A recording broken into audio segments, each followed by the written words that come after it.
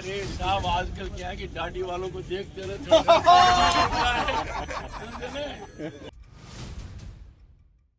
आज के दौर में राजनीति में बहुत सारी गंभीर बातें होती हैं, लेकिन कभी कभी कोई छोटी सी मजाकिया बात इतनी तेजी से फैल जाती है कि सबकी जुबान पर आ जाती है। ऐसा ही कुछ हुआ राजस्थान के चुरू जिले के सादुलपुर में। यहाँ पूर्व उपराष्ट्रपति जगदीप धनखड़ आए थे और इस दौरान उन्होंने एक मजाकिया कमेंट कर दिया और अब उसका वीडियो सोशल मीडिया पर तेजी से वायरल हो रहा है।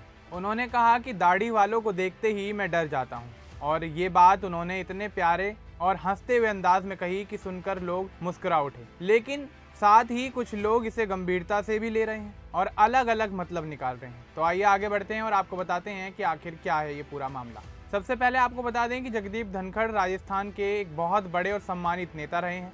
वे पहले अच्छे वकील थे, फिर राजनीति में आए और काफ़ी नाम कमाया। वे बीजेपी से जुड़े रहे और लंबे समय तक राज्यसभा में सांसद के तौर पर काम किया। साल 2022 में उन्हें देश का उपराष्ट्रपति चुना गया और साथ ही वे राज्यसभा के चेयरमैन भी बने। इस पद पर वे अपनी तेज और साफ बातों के लिए जाने जाते थे, लेकिन साल 2025 में अचानक एक बड़ा फैसला लिया और उन्होंने राष्ट्रपति पद से अचानक इस्तीफा दे दिया। इस्तीफा देते समय उन्होंने कहा कि अब वे स्वास्थ्य को ज़्यादा महत्व देना चाहते हैं, इसलिए यह बड़ा पद छोड़ रहे हैं।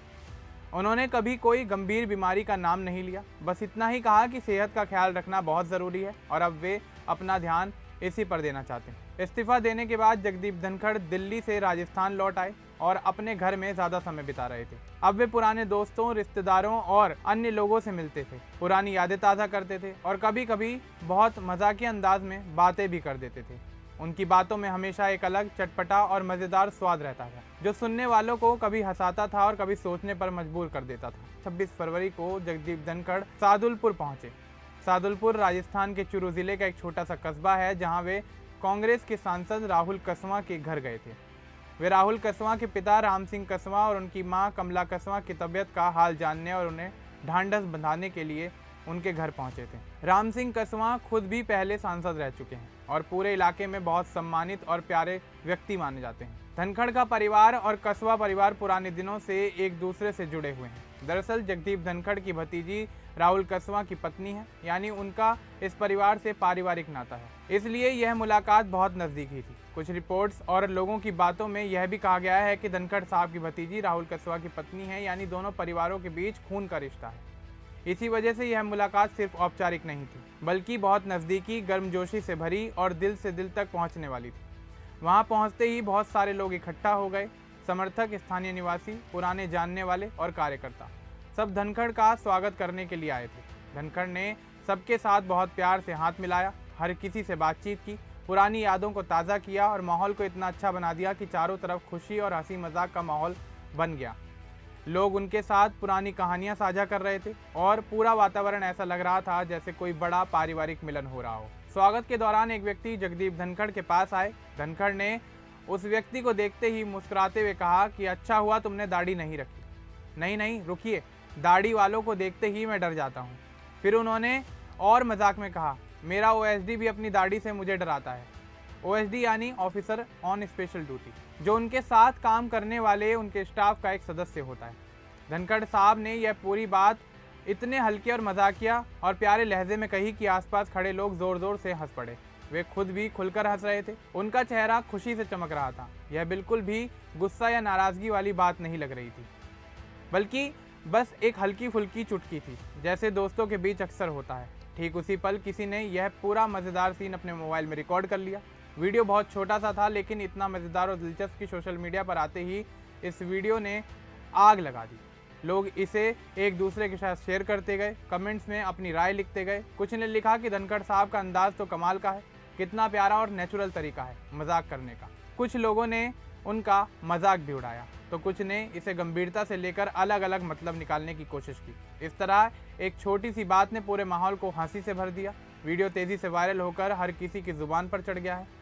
जैसे ही सोशल मीडिया पर वीडियो वायरल हुआ, वैसे ही अगले ही दिन से बड़ी बड़ी खबरें छपने लगी। प्रमुख टीवी चैनल्स और न्यूज़पेपर्स ने इस घटना को अच्छे से कवर किया। सभी ने अपने हेडलाइंस में लिखा कि पूर्व उपराष्ट्रपति जगदीप धनखड़ का मजाकिया अंदाज या दाढ़ी वालों से डर लगता है, बोले धनखड़, जैसी आकर्षक लाइनें इस्तेमाल की, जिससे यह खबर और भी तेज़ी से फैल गई। सोशल मीडिया पर भी लोग अलग अलग रिएक्शन देने लगे।